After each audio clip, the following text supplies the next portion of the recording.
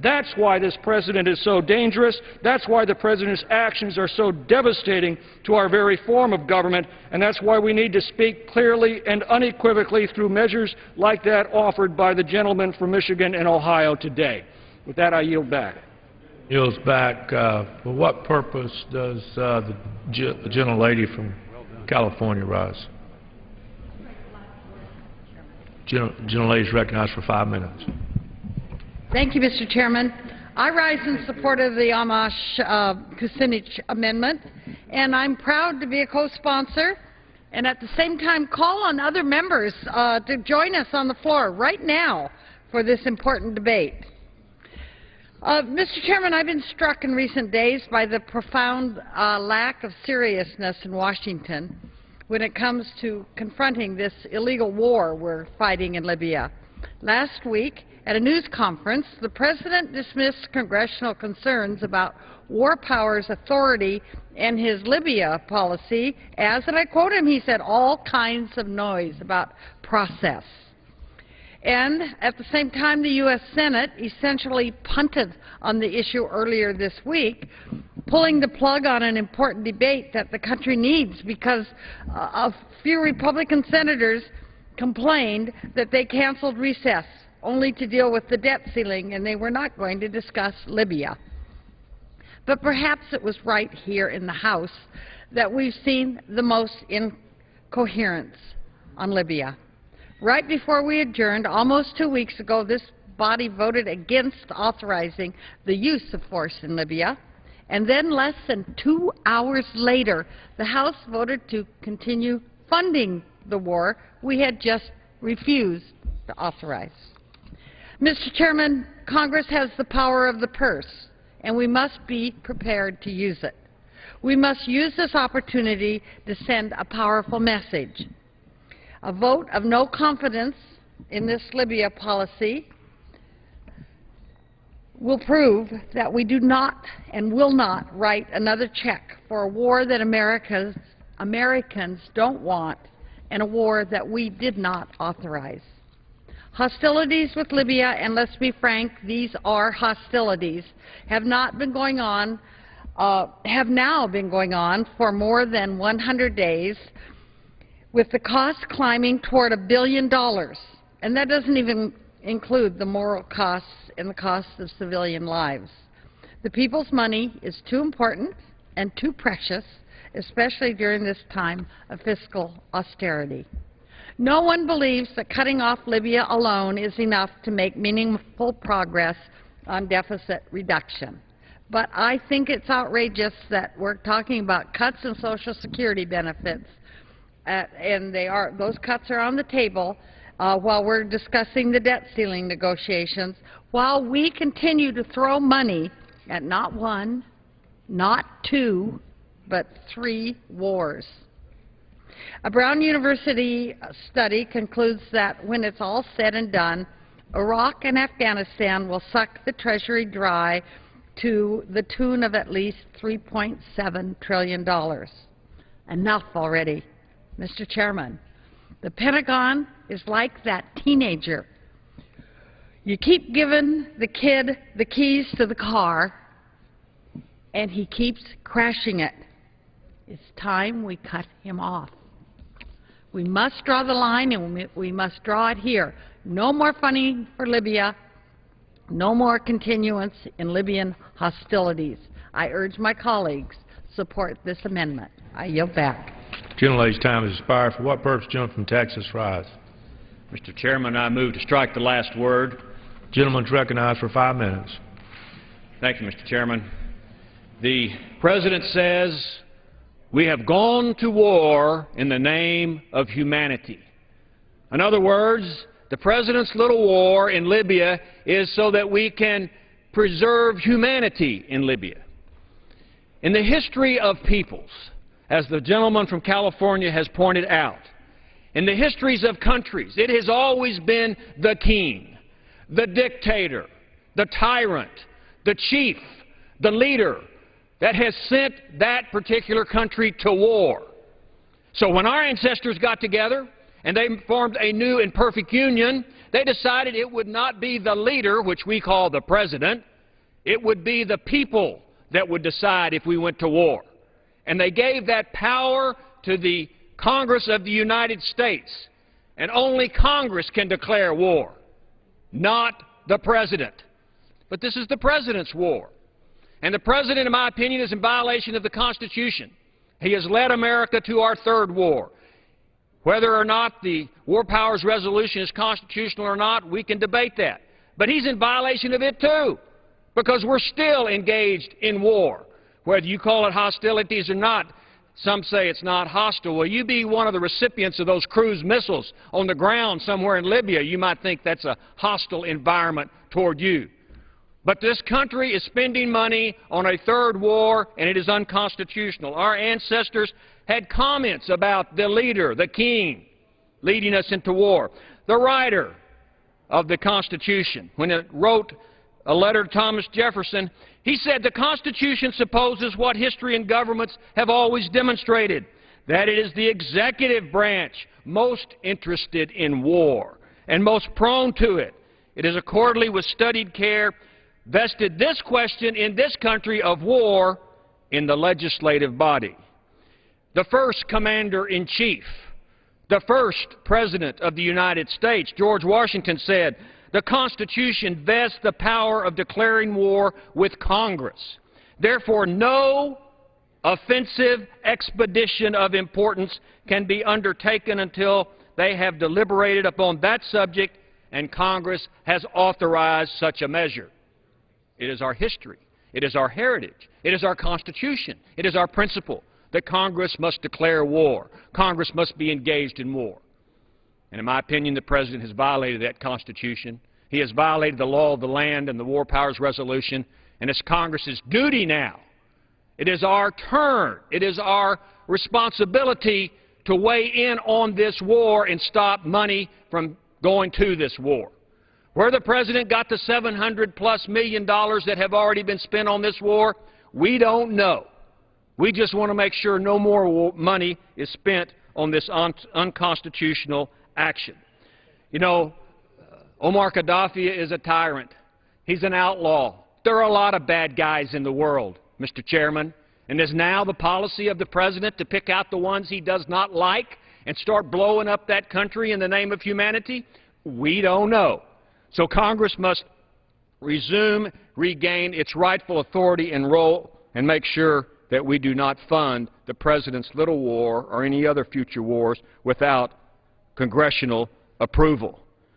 Mr. Chairman, instead of spending money blowing up Libya, we ought to spend that American taxpayer money in the United States building the United States in rebuilding America and not destroying somebody else's country and being involved in somebody else's civil war. And that's just the way it is. I yield back. Gentleman yields back. For what purpose does the gentleman from Minnesota rise? Gentleman's recognized for 5 minutes. Mr. Chairman, we should not turn our backs on the Libyan people. I want to remind my colleagues that NATO campaign in Libya has saved countless lives. Our actions and those of NATO were the only thing that stopped Gaddafi from committing unspeakable crimes against humanity. In fact, when the United States and NATO intervened, Gaddafi was on the footsteps of Misrata and threatening to kill without mercy. Gaddafi's forces were on the brink of Benghazi hours before NATO's operation began. Gaddafi literally said that he would kill people with, quote, no mercy, no pity, unquote. He said he would go, quote, house by house and room by room. Those are the words of a shameless, ruthless killer. And we had to do something, and I'm glad that we did. Constituents in my district whose roots come from Libya have made it clear to me that they want me to stand together with humanity, stand together with vulnerable people. But let me be clear, this is not Iraq, and this will not be the Iraq War. We did not unilaterally declare war on another country.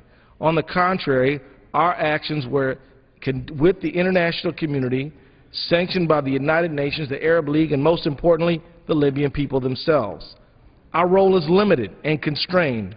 No boots on the ground.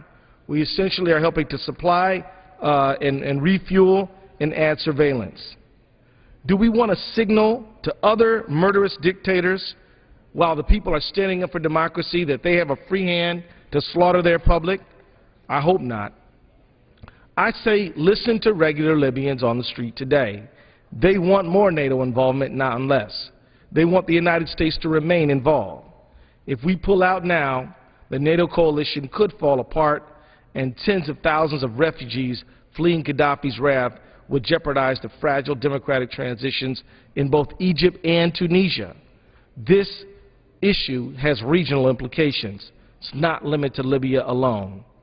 As my constituents know and my legislative record reflects, I was adamantly against the Iraq War, and I am adamantly in favor of a faster withdrawal from Afghanistan. In fact, I'm almost always against the use of the military option. Seldom is it the right course, in my opinion. But seldom doesn't mean always. Srebrenica, Darfur, Rwanda, all warranted our engagement, as Libya does today. We made it to the Balkans, but we didn't make it to Darfur or Rwanda. And literally, millions of people died because of that. But at the same time, I cannot turn a blind eye to the slaughter of innocent people. I hope that may the day never come when I will ignore the cries of innocent people being murdered by a dictator, or while I will cozy up to a murderous dictator. I cannot turn my back on people demanding the same freedoms we enjoy in America. I understand my colleagues' aversion to military conflict. I share it. I understand their fear of mission creep. I share that. But I also understand that when people are being murdered wholesale, being ethnically cleansed, being the targets of genocide, the world, including the United States, cannot, must not stand back and watch. For the sake of the Libyan people and all demanding freedom in the Middle East, I urge my colleagues to support this resolution authorizing the use of limited force. I yield back. Gentleman's time has expired. For what purpose, the gentleman from Florida rise? Mr. Chairman, I move to strike the last word. Gentleman's recognized for 5 minutes. Thank you, Mr. Chairman. Today I was planning on offering my own amendment which would hold the President accountable to the War Powers Act with regards to his operation in Libya. My intention was to expose the President's clear violation of this important law. However, I was concerned that some wording could have raised a point of order. That being said, I'm proud to co-sponsor Mr. Kucinich's important amendment that will completely cut off funds for this illegal war. Mr. Chairman, on March 19th, President Obama announced he had authorized U.S. military forces to conduct operations in Libya. Unfortunately, the President did this without receiving authorization from Congress, even though he made sure to get the UN's approval. By not being open and honest with Congress, he left members in the dark and unsure of what our ultimate mission was. To this day, the President hasn't come to Congress to ask for formal approval. Initially, when the President committed our military to operations in Libya, he said it would be days, not months. Well, now we're definitely talking months because it was a little over a week. We've been engaged in military operations in Libya for nearly 4 months. In an effort to escape his responsibility, to this day, the President has refused to acknowledge that the U.S. is engaged in the hostilities in Libya. That being said, those in the Pentagon seem to agree with the President or disagree with the President on this issue. While the President has turned a blind eye to truth, the Department of Defense has decided to award imminent danger pay for service members who fly over Libya and for those who serve on ships within 110 nautical miles of the shore. As of June 3rd, 93% of the cruise missiles, 66% of the personnel, 50% of the ships, and 50% of the planes used in NATO operations against Libya were by the United States of America. Mr. Chair, firing a cruise missile at Libya qualifies as hostilities. In early June, it was estimated that Libya was already costing American taxpayers over $700 million. You know, I have 3 sons that are currently in the military, and I'll support our troops no matter where the President sends them. However, I cannot support Obama's decision to commit our military forces operations without the required congressional authorization. That's why I co-sponsored this amendment, the 2012 Department of Defense Appropriation Bill, Kucinich's amendment. With that, I ask all my colleagues, all members, to come down here on the House floor and to express support for this important amendment, to reclaim our Constitution, to reclaim the validity of this Congress as it relates to committing troops to war. Mr. Speaker, I support this amendment. I encourage all my colleagues to support this amendment, and I yield back the balance of my time. Gentleman's time has expired. For what purpose does the gentleman from Washington rise? I move to strike the requisite number of words. The gentleman is recognized for 5 minutes. Mr. Chairman, I believe this is an important debate in the House today as we appropriately exercise congressional oversight of the use of force and the cost associated with our engagement in Libya. In my judgment, the President's initial commitment of U.S. air power and naval forces to support the international effort was appropriate and certainly within his power as Commander-in-Chief. In March, the President clearly outlined the rationale for involvement in the military action. Now, if I were advising the President, I would have said send up a resolution and get approval from the House and the Senate. There's no question that would have been the preferred course of action. The U.S. effort was undertaken in concert with a broad coalition of nations, and it followed a resolution adopted in the United Nations Security Council authorizing all necessary measures to protect Libyan civilians attempting to overthrow the oppressive regime of Muammar al-Gaddafi. The Gaddafi government's response to the uprising, inspired by the Arab Spring movement, was to use force against civilians and opposition forces, and the brutal measures prompted the international outcry and the United Nations action. While the direct U.S. leadership of this effort lasted a brief time, U.S. forces remain engaged in the NATO operation.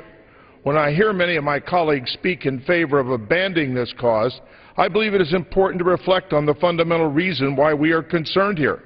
This is the same individual, Muammar al-Gaddafi, who had been planning terrorist actions against United States citizens and others for decades. This is the same terrorist leader against whom President Ronald Reagan authorized a military strike in 1986, and he didn't ask Congress for approval.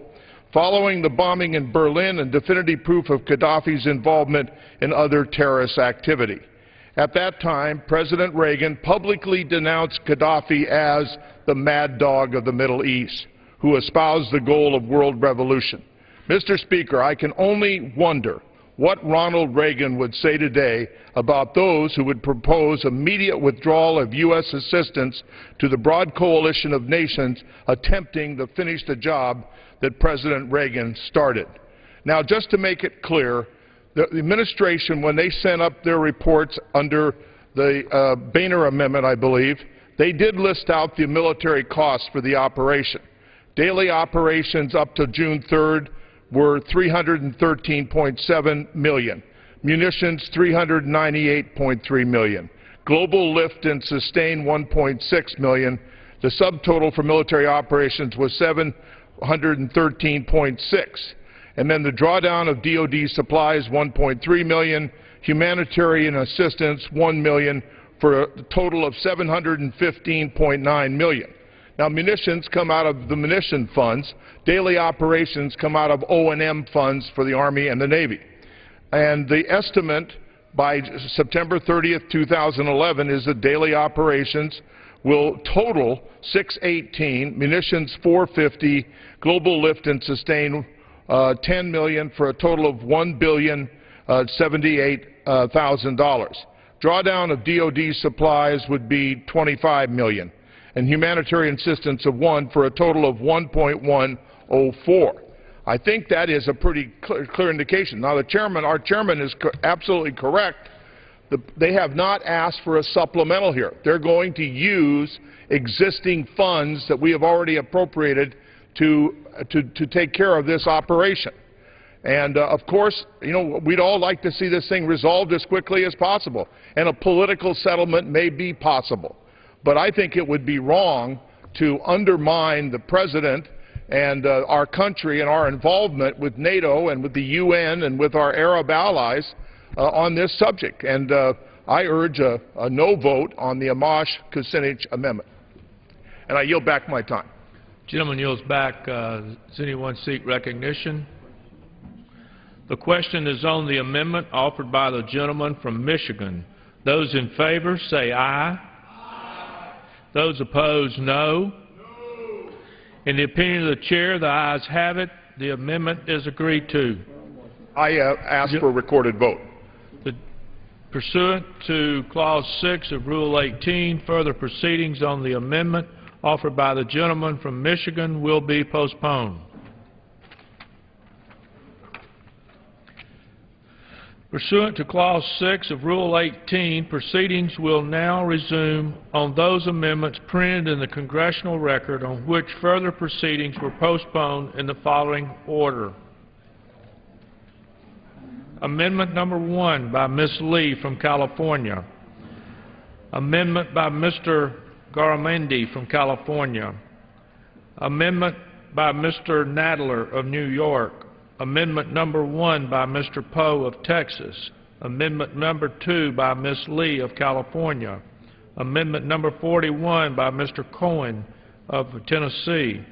Amendment by Mr. Saline from Rhode Island. An amendment by Mr. Cohen from Tennessee. Amendment number 2 by Mr. Poe from Texas. Amendment number 1 by Ms. McCollum from Minnesota. Amendment number 2 by Ms. McCollum from Minnesota.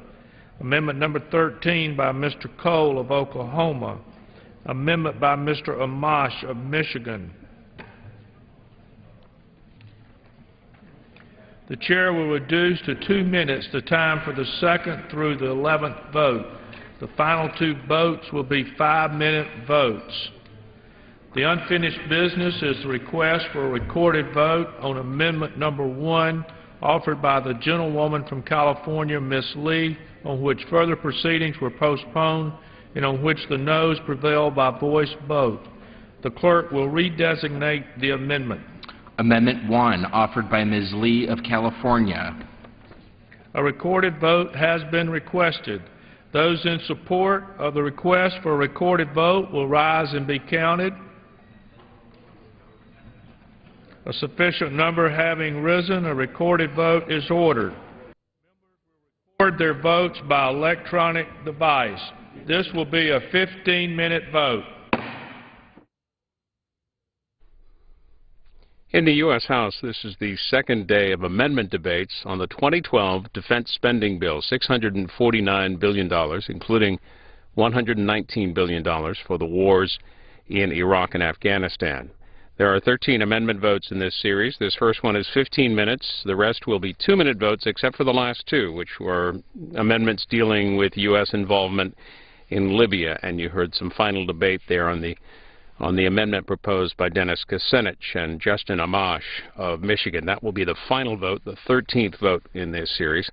This first vote is on an amendment by Barbara Lee of California, which would reduce funding for combat operations in Afghanistan by $33 billion, and it would increase the spending reduction account by that same amount, $15 billion.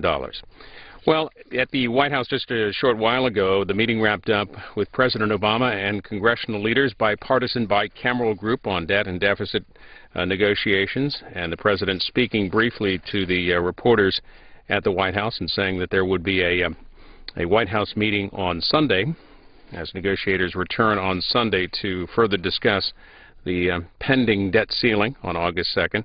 He spoke at the White House after the meeting, the President saying that it was a constructive and frank meeting and that the leaders brought a spirit of compromise and of wanting to solve problems on behalf of the American people. The Associated Press writes that officials are seeking to cut trillions from the deficit to reach agreement on raising the nation's borrowing limit or face unprecedented default. That wrapping up at the White House a short while ago, and we will show you the President's comments later in our schedule. And you can also see the White House briefing underway now, as a matter of fact, online at cspan.org. In the area of the debt and the deficit, the Senate continues discussing their sense of the Senate measure. I actually voted earlier today to move forward with debate on a measure that would call for any budget deficit agreement to require those earning over more than $1 million per year to make a, quote, more meaningful contribution to deficit reduction. That debate, speeches continue in the U.S. Senate, and you can follow that on C-SPAN 2.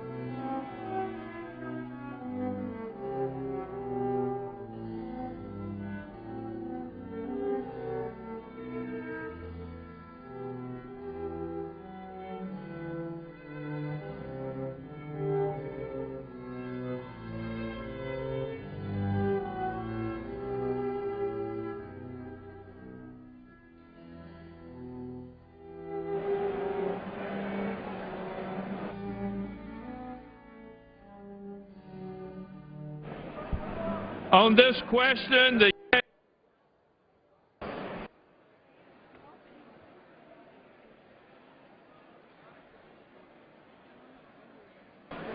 Mr. Johnson of Georgia.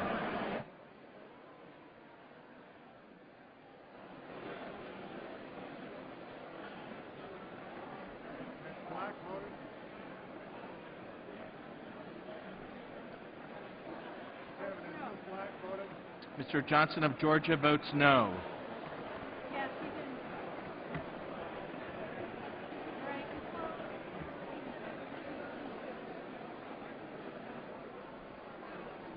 On this question, the ayes are 97, the nays are 322. The amendment is not adopted. The unfinished business is the request for a recorded vote on the amendment from the gentleman from California, Mr. Garamendi, on which further proceedings were postponed, on which the noes prevailed by voice vote. The clerk will redesignate the amendment. Amendment offered by Mr. Garamendi of California. A recorded vote has been requested. Those in support of the request for a recorded vote will rise and be counted. A sufficient number having arisen, a recorded vote is ordered. Members will record their vote by electronic device, and this is a 2-minute vote. And this amendment proposed by John Garamendi of California would cut about $20 billion from the Pentagon budget for operations in Afghanistan. A 2-minute vote and a number of 2-minute votes to follow on amendments, and the final 2 votes will be 5-minute votes. They're both amendments dealing with U.S. involvement in the Libya operation, the NATO operation in Libya. So those last 2, the Tom Cole amendment and also the Dennis Kucinich and Justin Amash amendment, both of those will get 5-minute votes. At the White House today, President Obama met with congressional leaders on the debt and deficit discussions, and the Associated Press saying the President said the meetings were, quote, very constructive, but the parties were still far apart on deficit reduction proposals. The President saying he's going to reconvene negotiators on Sunday, this Sunday. Major Garrett at National Journal writing about some of the legislative work ahead for Congress on the debt and deficit says that sources involved in the talks say it will require at least 16 to 17 legislative days to pass a bill the size and complexity now under consideration through Congress. He writes, this timeline does not include hours required to draft the bill into legislative language, a process that could last 1 or 2 days.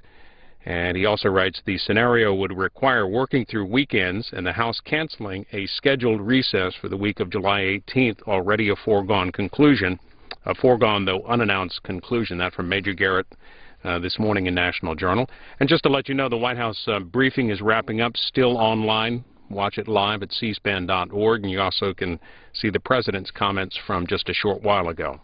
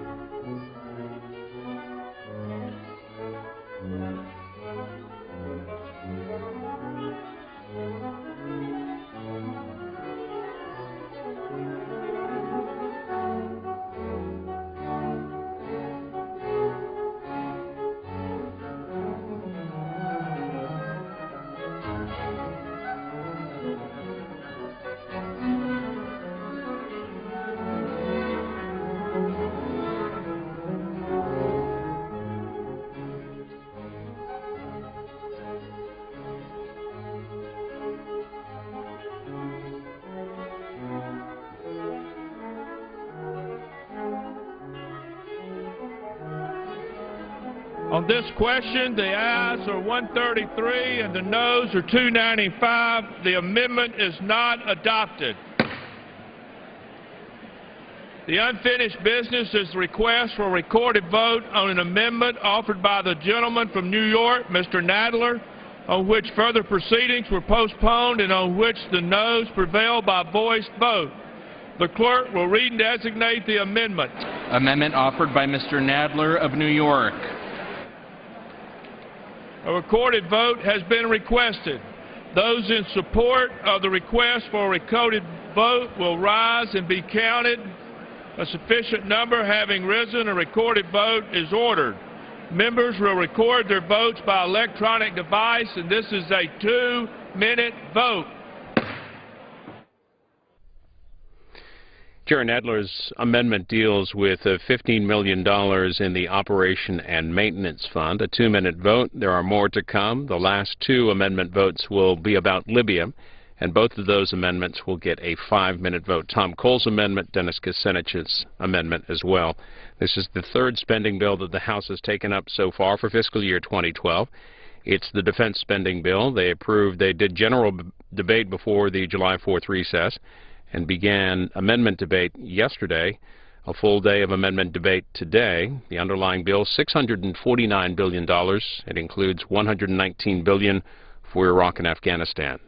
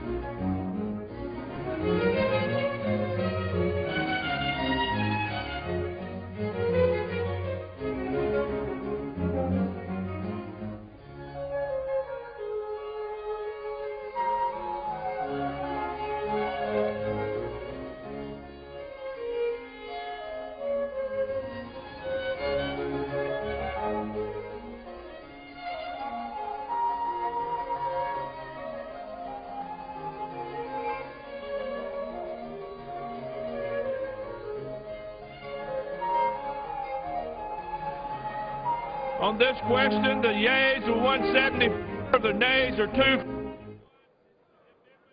Adopted. The unfinished business is request for a recorded vote on amendment number 1, ordered by the gentleman from Texas, Mr. Poe, on which further proceedings were postponed and on which the noes prevailed by voice vote. The clerk will redesignate the amendment. Amendment 1, offered by Mr. Poe of Texas. A recorded vote has been requested. Those in support of the request for a recorded vote will rise and be counted. A sufficient number having risen, a recorded vote is ordered. Members will record their votes by electronic device, and this will be a 2-minute vote.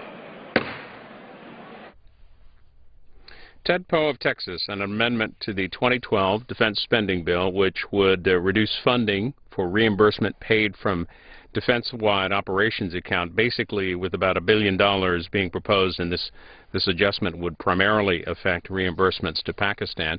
More amendment votes ahead, and two of those, the last two, will be 5-minute votes on U.S. involvement in Libya. Some news from the Pentagon today. The number 2 official at the Pentagon, William Lynn, stepping down, announcing today he is stepping down from his post.